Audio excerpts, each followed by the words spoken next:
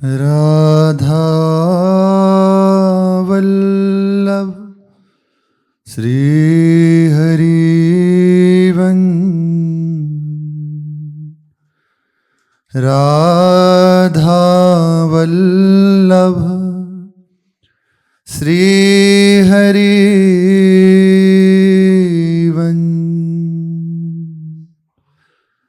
सत्प्रेम सिंधु मकरंद रसोगधारा।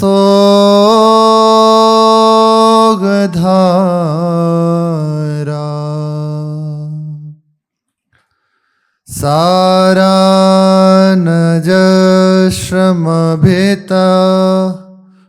स्रवदाश्रितेषु।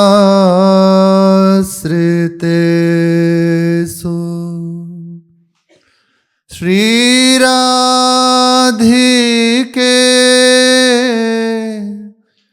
तब कदा चरणारविंदम।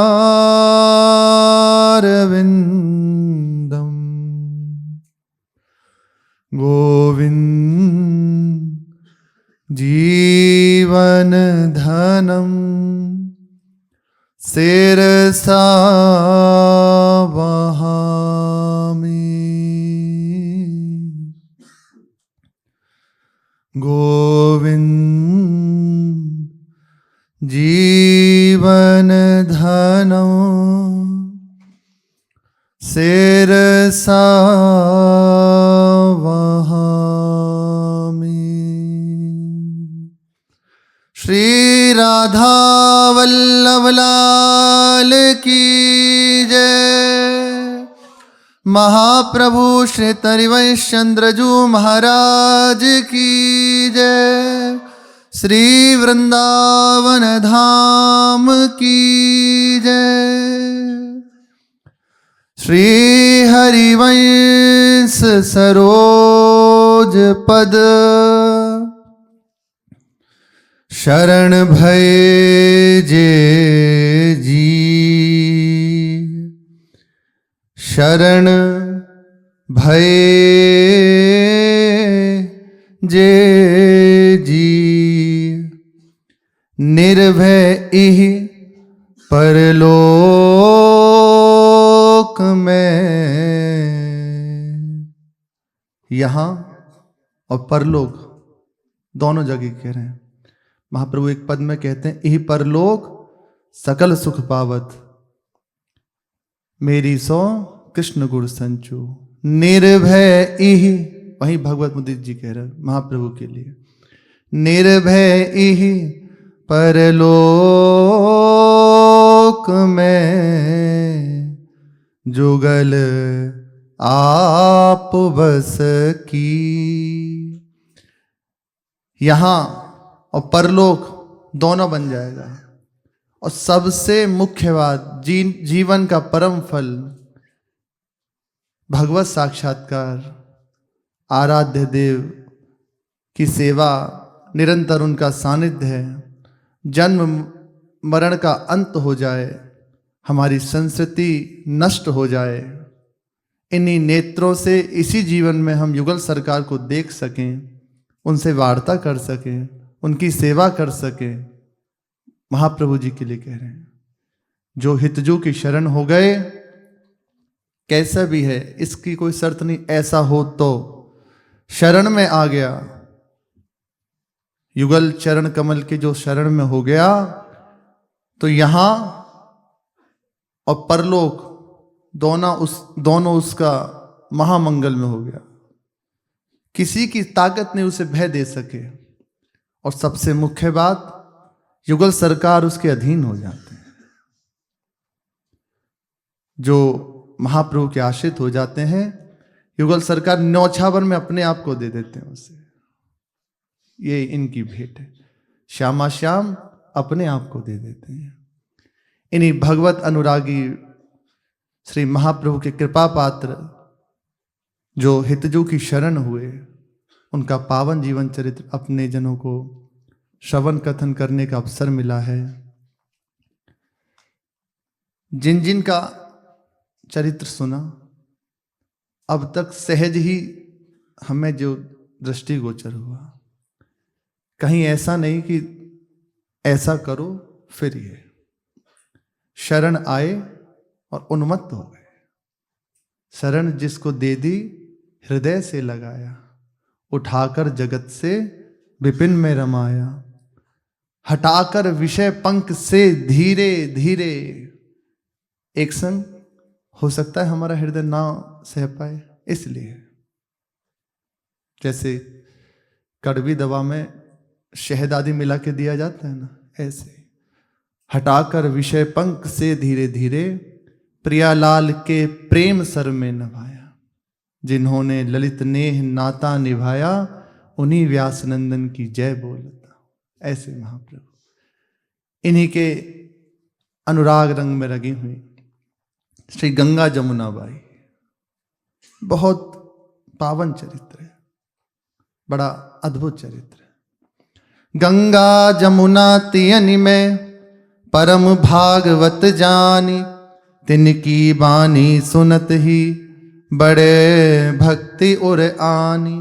श्री ध्रुवदास जी कह रहे हैं श्री गंगा और श्री जमुना बाई ये नारी समाज में भूषण मानी जाते हैं, परम भागवत, महामहिमाशाली। इनकी वाणी अब तो उपलब्ध नहीं होती, लेकिन जिस समय ध्रुवदास जी वर्णन कर रहे हैं, इन्होंने वाणी की रचना की है, पर अभी अपने बीच में उपलब्ध नहीं है।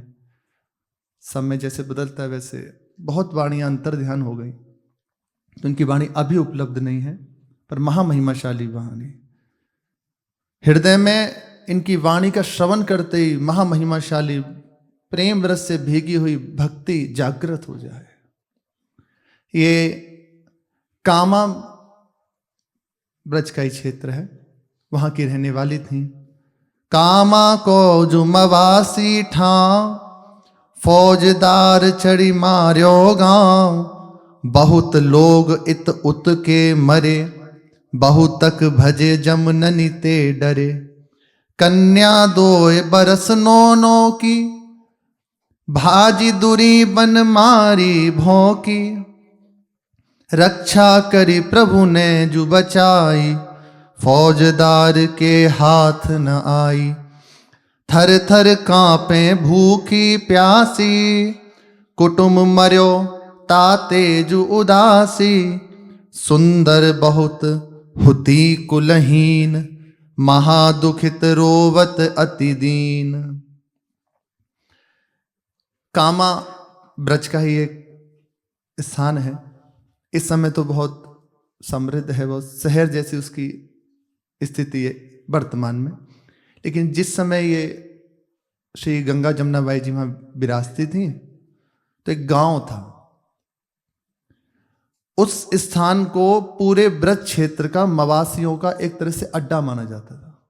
बहुत बड़ा, समस्त मवासी जन जो लुटेरे हैं, लूटमार करने वाले हैं, चोर हैं, उनका एक तरह से गढ़ था वे। बादशाह हुमायूं तख्त पर बैठा था, उसके शासनकाल की बात है।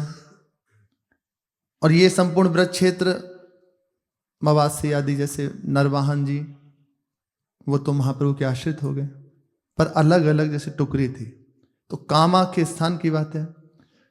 विशेष रूप से ये मवासियों का अड्डा बना हुआ था। उस समय भरतपुर के फौजदार को हुमायूं ने आज्ञा दी है कि जाके इनका अंत करो, इन पर चढ़ाई करो। तत्काल उसने अपनी सेना के सहित कामा के ऊपर चढ़ाई कर दी। दोनों तरफ से युद्ध हुआ, इधर से भी जो मवासी जन थे उनकी तरफ से भी, और उधर बादशाह की ओर से। बहुत घमासान युद्ध बहुत समय तक चला, अनेकों जन मारे गए, उधर के पक्ष के भी इधर के पक्ष के भी।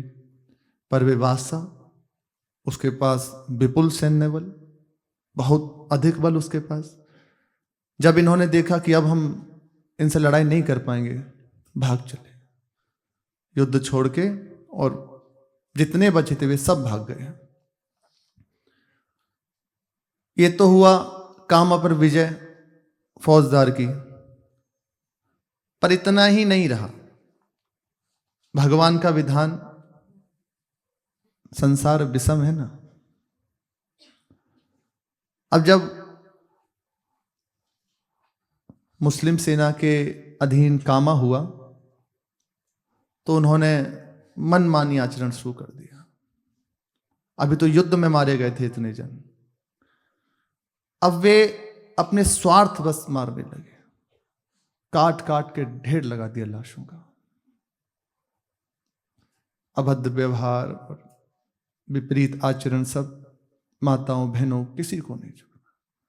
जैसे तैसे जो भाग पाए पर सबको मृत्यु की घाट उतार दिया।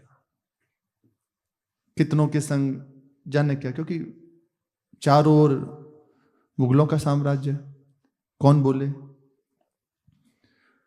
श्री गंगा जमुनाबाई जी भी वहीं रहती थी। उन्होंने देखा चारों ओर हाहाकार हो रहा है, सब तरफ मार काट, मार दिया गया, कोई बचा नहीं। उनके परिवारी जन भी, माता पिता भाई बंधु आदि सबको मार दिया गया। ये जैसे तैसे करके बच गई और वहां से भाग निकली और कुछ जंगलों में आके वहीं छिप गई। हृदय तो बालिकाएं थी, 9 साल की अवस्था दोनों की, 9 साल की थी, बहुत हृदय में भयभीत। भगवान ने इनकी रक्षा कर ली, बचा लिया इनको। रक्षा करी प्रभु ने जो बचाई, भगवान ने इन्हें बचा लिया। नहीं तो ऐसा विशाल महा संग्राम हो रहा है, मृत्यु का तांडव हो रहा, उसमें से निकल के आ गई। स्पष्ट भगवान की कृपा। अब ये वहीं अकेली थी जंगल में, कई दिन बीत गए, ना खान ना पान, और बस अंदर से विकल, बहुत दुखी। क्या करें क्या करें, ऐसी अवस्था, किंग कर्तव्य विमूढ़, क्या करें, किसके पास जाएं, कोई बचा नहीं अपना, कौन हमारी इस समय रक्षा करेगा। बस अंदर से यही था, कैसे कहें, किसको कहें। जंगल में कभी रोती, कभी पुकारने लगती, भूखी प्यासी, बस भगवान की कृपा प्रेरित है। कहीं जीव का बस नहीं है। यदि भगवान के मार्ग में आए हैं तो केवल प्रभु की कृपा है। अतिशय कृपा राम की होई, पांव दे यह मारक सोई। ऐसा नहीं हम आ गए, हमने दीक्षा ले ली, नहीं, प्रभु घसीटे। इसका परिणाम एकदम सहज उधर। आपका परिवार है, माता पिता भाई बंधु सब हैं, पर आप देखिए आप ही को क्यों चुना प्रभु ने, आप ही को क्यों निकाला। और भी तो हैं, वे कहीं ना कहीं विरोध भी करते हैं, ऐसे हैं, पर आप पे करुणा है, कृपा है। आपका संसार चक्र अब नष्ट होने वाला है, भगवान ने कृपा करके बचा लिया। अपनी बस की नहीं है कि भगवत मार्ग में हम आ गए, दीक्षा ली, हम प्रभु घसीट के लाए हैं। स्पष्ट मृत्यु से बचाया और अब आगे की भूमिका तैयार कर रहे हैं, कहाँ जाएंगे, किसके पास जाएंगे। ऐसे ही प्रत्येक जीव के ऊपर है भगवान की कृपा। जितने भी जो प्रभु की ओर चल रहे हैं वो स्पष्ट चुने गए हैं, उन्हें निकाला गया है संसार से। और बस ये है, वो जो कह रहे हैं उसमें अपना जीवन बीत जाए, एकदम बस बात ये है, पर यही नहीं हो पाता। वो बुद्धि हमारी भटकाती रहती है। वृंदावन दास चाचा जी ने लिखा है, श्री राधा कृपा प्रसाद से बन बसिबो मन भावे। श्री जी कृपा करें तो वृंदावन वास के लिए चित्त में उल्लास होता है, वृंदावन वास हो सकता है। श्री राधा कृपा प्रसाद से, पैसे से नहीं, कृपा प्रसाद से, किसी के सहयोग से नहीं, केवल कृपा प्रसाद से बन बसिबो मन भावे। खूब धन है, खूब जन है, आप आओ भी ब्रज में, पर प्रियाजू की कृपा दृष्टि नहीं है, हृदय में उल्लास नहीं है, तो 4 दिन बाद ही लगेगा चलो घूम आते हैं, फिर आ जाएंगे वापस। हृदय में उत्साह नहीं हुआ कि अखंड वास करूंगा, अब बस कितनी बड़ी बात है कि वृंदावन धाम के मैं जो कुत्ता है, कुतिया है, ऐसी नीच योनि में, यहाँ तो सब महापूज्य हैं पर लौकिक दृष्टि से देखा जाए तो हीन योनियां हैं, इनमें रहना पसंद करूंगी, लेकिन बाहर जाके ब्रह्मा नहीं बनना चाहूंगी। लक्ष्मी जी या लक्ष्मी जी की प्रिय दासी ये नहीं बनना चाहती। कैसे उत्साह हो रहा है, राधा कृपा प्रसाद से। ऐसे ऐसे भी जन हैं, धन नहीं है, अब कैसे भी बस वृंदावन वास करेंगे, एक आध महीने की व्यवस्था है, कौन उत्साह दे रहा है उनके हृदय में? यहाँ कठिन है, कैसे हो रहा है? प्रियाजू की कृपा से। तो बस भरोसा प्रभु का ही रखो, वे आगे की व्यवस्था कर देंगे, उनकी ओर देखते रहना है। हाँ, यदि अपने पास व्यवस्था भी करके रखें और फिर देखें कि प्रियाजू व्यवस्था नहीं कर रहे, तलवार तो आ रही है पर अभी फूल नहीं बनी, अभी आपने बचा के रखा है, गर्दन को आप अभी सुरक्षित रखे हुए हो, छोड़ दो, बिल्कुल छोड़ दो, बिल्कुल उसकी ओर देख लो। उन्होंने किया ना, आपके हृदय में उत्साह देने वाले वे हैं, तो आगे की व्यवस्था भी करने वाले वही हैं। ये विश्वास भी वही करा देंगे, जिसको पकड़ा उसको छुटा देंगे तो विश्वास करा देंगे, सहज छोड़ दो तो अच्छा आनंद हो जाएगा। तो प्रियाजू की कृपा से वृंदावन वास का उत्साह, मन में हुलास और वृंदावन वास होता है। नहीं तो आगे स्वयं लिख रहे हैं श्री वृंदावन दास चाचा जी, राधा कृपा प्रसाद से बन बसिवो मन भावे, बुद्धि ये बुद्धि आप, वो तो बड़ा भाव में पता नहीं किस में थे, तो पिशाचिनी, बुद्धि के लिए कह रहे हैं, ये बुद्धि हमारी पिशाचिनी है, ये बुद्धि आप पिशाचिनी, दर दर पे भटकावे, भटकाती रहती है, आज ये आज वो, और बस केवल प्रियाजू की कृपा से वास।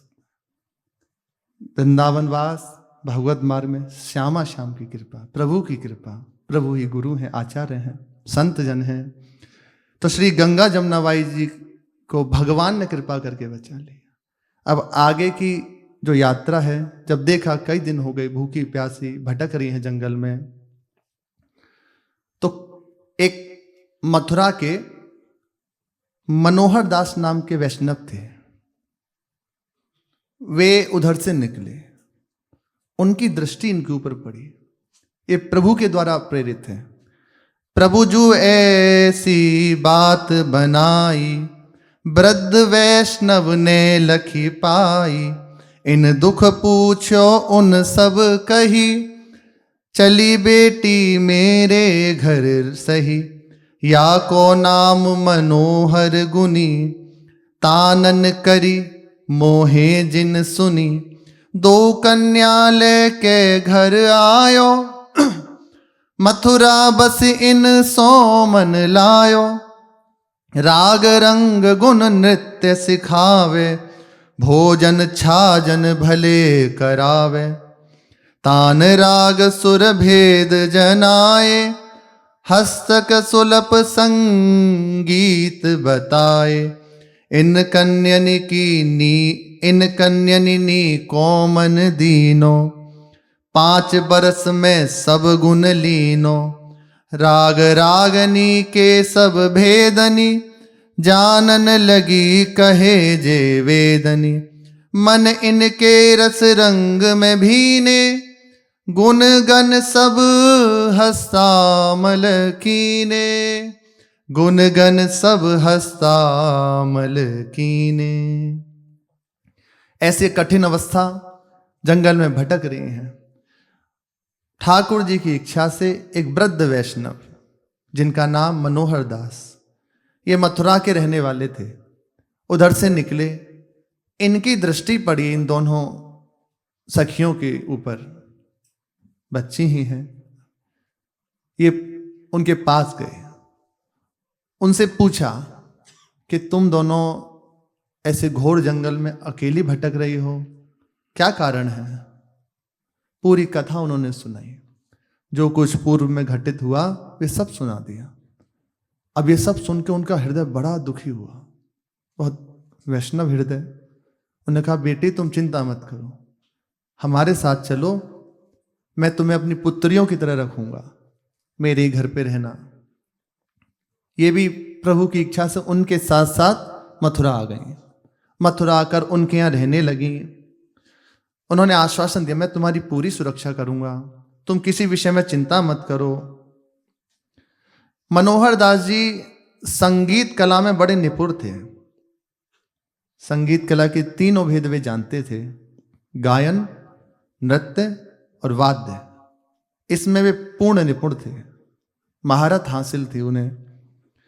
ये जब यहां आ गए तो बिल्कुल अपनी पुत्री की तरह उनका लाड प्यार करने लगे। वस्त्र आदि, भोजन आदि सब बहुत दुलार पूर्वक उनको रखने लगे और संगी संग संपूर्ण संगीत की शिक्षा उन्हें देने लगे।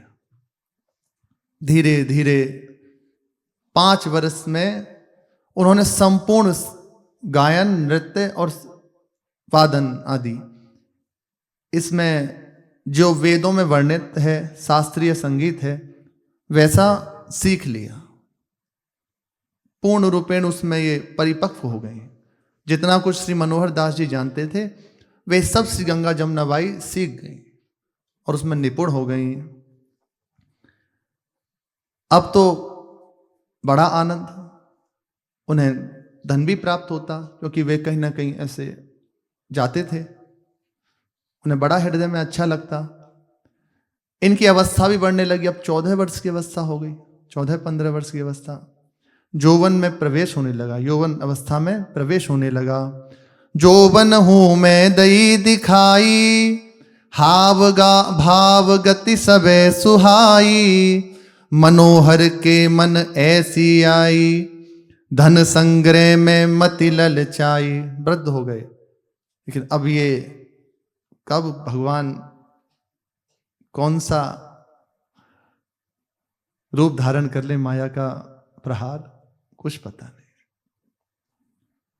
मनोहर के मन ऐसी आई, धन संग्रह में मति ललचाई, इनको राज द्वार में दीजे, 2,000 रुपया लीजे, नाच गाय बहु दर्ब कमायो, राख्यो गाड़ी न खर्चो खायो।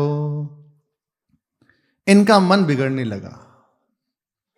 इन्होंने देखा ये संपूर्ण रूप से गायन वाद्य में निपुण हो गई हैं, हर तरह से शिक्षित हैं, बस इनके द्वारा अब हमें धन कमाना चाहिए, अपने पास जो धन है उसकी वृद्धि करनी चाहिए। तो सोचने लगे क्या करूं।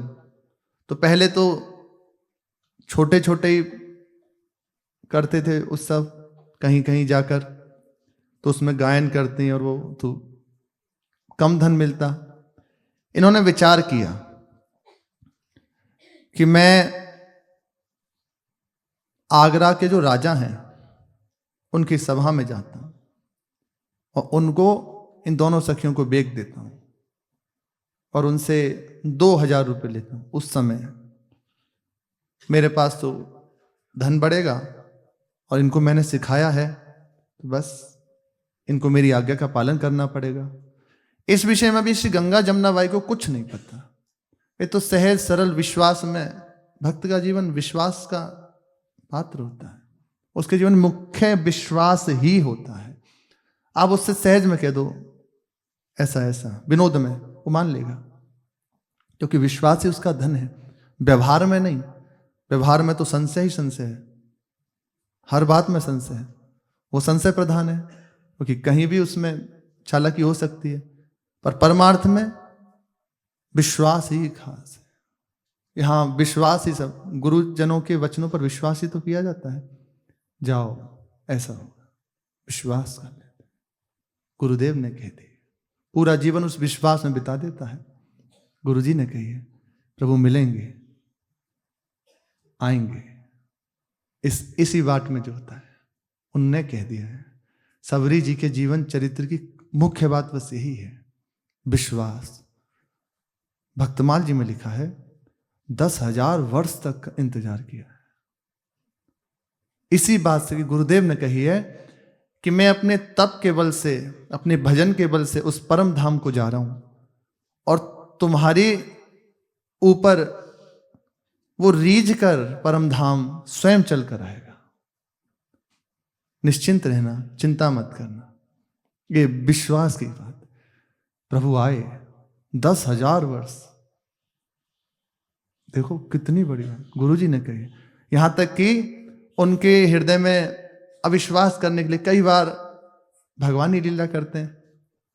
ऋषि मुनि कह देते, अरे तेरे यहां भगवान आएंगे, ऐसा बोलते, तो एकदम हृदय में दुखी हो जाती। मैं सही कह रहे हैं, अधम ते अधम अधम मति नारी, तिन में मैं मति मंद अघारी। पर भगवान कृपालु हैं। गुरुजी ने कही है इसलिए बस आएंगे। गुरुजी की बात को सत्य करेंगे।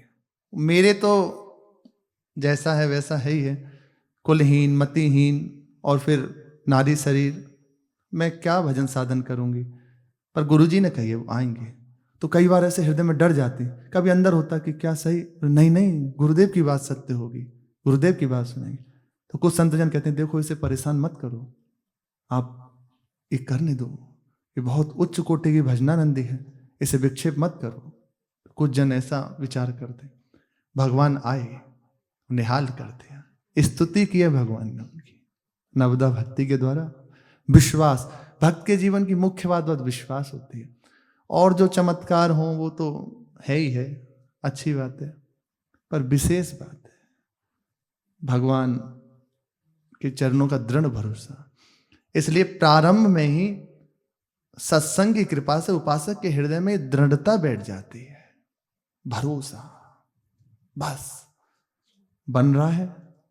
और सच्ची बात यह है कि भजन होता ही भरोसे में है। जैसे जैसे हृदय में भरोसा दृढ़ होने लगता है ना, वैसे वैसे भजन बढ़ने लगता है, चिंतन बढ़ने लगता है, संसार का चिंतन हटने लगता है, प्रभु के चरणों की आसक्ति बढ़ने लगती है, उनके मिलने की बात अंदर आने लगती है भरोसे से। ये एक ही बात है, मुख्य है। और कई बार हम से यही कमी हो जाती है, हम इसको नहीं पकड़ते, और चीज में तो भागते हैं, इतना कर लें, इतना कर लें, ऐसा कर लें, पर ये भरोसे में कमी रहती है। सब हो, सब कुछ करें, पर ये भरोसे को बस पकड़े। तो कभी लड़खड़ाए भी ना चित्त, तो है, अरे है ना प्रभु, मान लो अभी एकदम ऐसे अस्वस्थ हो गए, कुछ नहीं कर सकते आप, बिल्कुल अस्वस्थ अवस्था है, उठ बैठ भी नहीं सकते, हो जाता है। अब बुखार ही हो गया मानो 104, तो उस समय बुखार की ऐसी अवस्था है कि आप उठ नहीं सकते स्वयं, वो पूरे शरीर को बेकार कर देता है। पड़े हो, क्या उस समय साधन करोगे? ना पाठ कर सकते, ना सेवा कर सकते, ना कोई जो जप का नियम वे कर सकते। अब तो पड़े हैं बस। उस समय स्मृति चल रही है, उस समय भरोसे से बात चल रही है, मेरे प्रभु हैं। उस समय देखो हृदय की स्थिति क्या होती।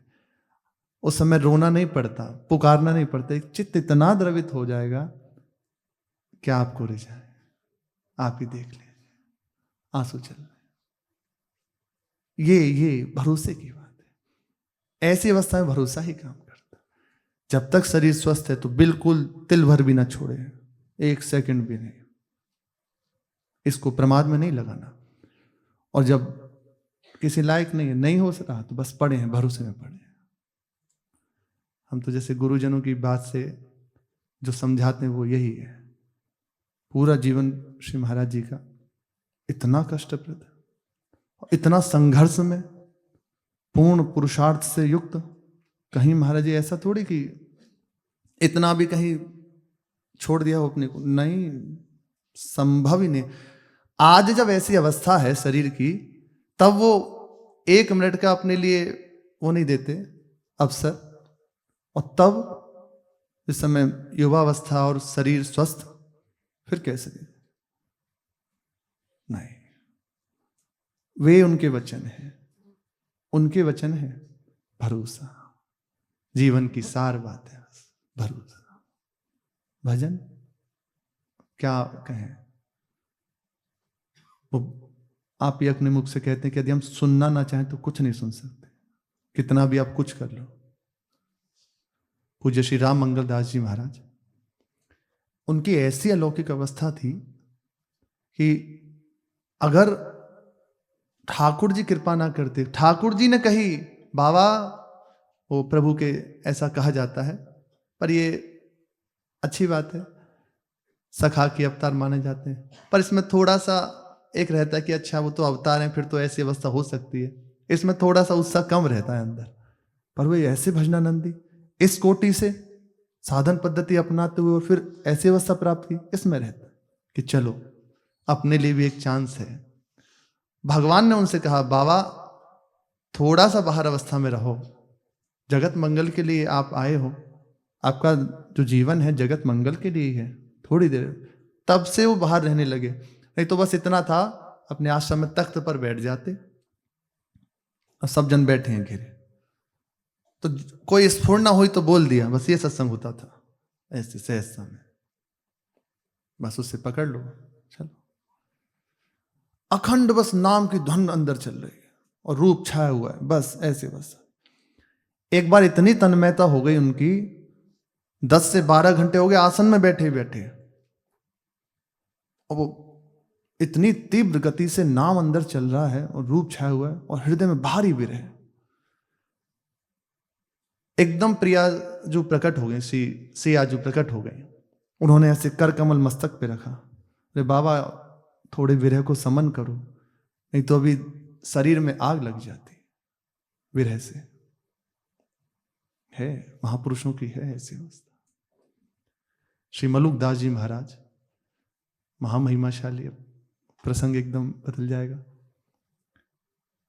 जब उनकी पूर्ण अवस्था का समय आया, भगवत धाम जाने का समय आया, तो ऐसी अवस्था हो गई, खान पान विश्राम सब बिसर ही गया। 1 वर्ष हो गया, खाया पिया ही नहीं, बिल्कुल खाया पिया नहीं, हर समय बस एकांत में बैठे रोते रहते, हर समय रोते रहते। इतनी भारी अवस्था, शरीर में इतना ताप हो जाता कि मोटी परत का चंदन लगा जाता, हर 2 घंटे बाद वो सूख के जैसे पपड़ी होकर निकल जाता। ऐसी भारी विरह की अवस्था, पूरे शरीर में चंदन का लेप हर 2 घंटे 1.5 घंटे बाद होता, पर इतना विरह कि वो ऐसे परत निकली और छूट के गिर गया। 1 वर्ष हो गया, ना कुछ खाया ना पिया, कुछ सुनना अच्छा नहीं लगता, कुछ देखना अच्छा नहीं, कुछ बोलना अच्छा नहीं, बस निरंतर बस रोते रहते एकांत। शिष्य परिकर ने कहा महाराज जी अब आप प्रसाद पाते नहीं हैं, कैसे ये देह चलेगा, अब हम सब भी इस शरीर का त्याग कर देंगे, हम भी अनशन व्रत धारण करेंगे, आप नहीं पाएंगे तो हम भी नहीं पाएंगे, अब हम भी शरीर को छोड़ेंगे। फिर उन्होंने कहा ठीक है, जब आप लोग इतना आग्रह कर रहे हो तो ठाकुर जी का प्रसाद दे दिया करो। प्रसाद कैसे लेते, जो प्रसाद आता उसमें से चम्मच का आचमन करते दाल के पानी का, ठाकुर जी के भोग में से, केशवाय नमः माधवाय नमः गोविंदाय नमः, ऐसे बस लेते, बस उससे आचमन कर लेते, इतना सा बस। कभी कभी बस एक जितना पानी इसमें आता, इतने भर दाल का पानी ले लिया बस। और जब समय बीता तो ये भी छोड़ दिया। सबने प्रार्थना करी, प्रभु बिल्कुल अब तो उस शरीर की अवस्था आपकी बिल्कुल कैसे रहेगा, तो हंस गए। उन्होंने कहा आप लोग को यही तो लग रहा है कि गुरुदेव ने प्रसाद नहीं पाया इसलिए शरीर शांत हो गया, जाओ खीरा लेके आओ। तो उनकी वाणी जी में लिखा है कि खीरा मंगाया और पाया नहीं उसे, मुख में देकर जीभ से स्पर्श कर दिया और दे दिया। उस खीरे का प्रसाद जिन जिन ने पाया तत्काल भगवत साक्षात्कार हो गया सब। जो ही जीभ से स्पर्श किया तत्काल सबको भगवत साक्षात्कार हुआ। श्री गंगा जमुना बाई जब 15 वर्ष की अवस्था हो गई तो श्री मनोहर दास जी का चित्त बिगड़ गया। उन्होंने विचार किया कि इनके द्वारा अब धन कमाना चाहिए। बस जहां ये भाव दूषित हुआ और वे सभाओं में जाते ही थे, यहां से आगरा गए और राजा के यहाँ बहुत सुंदर संगीत के तो ज्ञाता थे ही, गायन प्रारंभ किया। बादशाह रीझ गया। बादशाह ने इन्हें कुछ भेंट दी, भेंट ली। उसके बाद इन्होंने फिर गंगा जमुनाबाई जी का प्रसंग कहा। राजा ने जब सुना गंगा जमुनाबाई की बात तो एकदम हृदय में देखने की उत्साहवृत्ति हुई कि बस हम दर्शन करना चाहते हैं। ठीक है, पर वही सौदा उन्होंने क्या कि हम आप ही को समर्पित कर देंगे, पर हमें इतनी भेंट चाहिए। राजा ने कहा कि हम 1000 देंगे। और नहीं, 2000 से कम नहीं लेंगे। उनको बेक ही रहे ना वो। राजा ने कहा ठीक है, एक बार हमें दिखाओ, यदि हमें हृदय में भा गई तो तुम्हें और ज्यादा भेंट दे देंगे। बस वो तो बड़ा उत्साहित होता हुआ वापस आया। वापस आके घर में आके अब भगवान की लीला, भयंकर बुखार उसे चढ़ा, उसका माथा दुखने लगा। भक्त के प्रति ऐसी भाववृत्ति हुई, भयंकर बुखार, माथा दुखने लगा। और इसी में उसने देखा सामने यमदूत खड़े हैं। और थोड़ी देर में शरीर, गंगा जमुनाबाई को समीप बुलाया कि बेटी अब मेरे अंतिम अवस्था है, देखो उस जगह धन गड़ा हुआ है, तुम उसको निकाल के और बस सेवा में लगा देना। तो 30,000 रुपये उसने गड़ा के रखे हुए थे ऐसे, ना तो खुद खा सका ना किसी को दिए, ऐसे मर गया। शरीर छूटा, भयंकर प्रेत बना मरने के बाद। वहीं गंगा जमुनाबाई ने उस धन को निकाला, उससे उसकी अंत्येष्टि क्रिया करी और सब खर्चा जो होना होता है वो सब किया। अब वो हृदय में उदास, उनके हृदय में भारी वैराग्य हुआ कि पहले परिवार से विछोह हुआ, अब ये जो हमारे माता पिता ही थे मनोहर दास जी, इनसे भी विछोह हो गया। संसार स्थित नहीं, कोई अपना नहीं। श्री परमानंद दास जी, पूर्व में प्रसंग सुना, ये कभी कभी जाया करते थे मनोहर दास जी के पास और गंगा जमुनाबाई को, मनोहर दास जी को सत्संग सुनाते, महाप्रभु की चर्चा सुनाते। बस भगवद इच्छा से श्री परमानंद दास जी उस समय इनके समीप पहुंचे, चरणों में प्रणाम किया और संपूर्ण बात निवेदन की। इसकी चर्चा आगे, शेष चर्चा आगे। श्री राधा वल्लभ लाल की जय।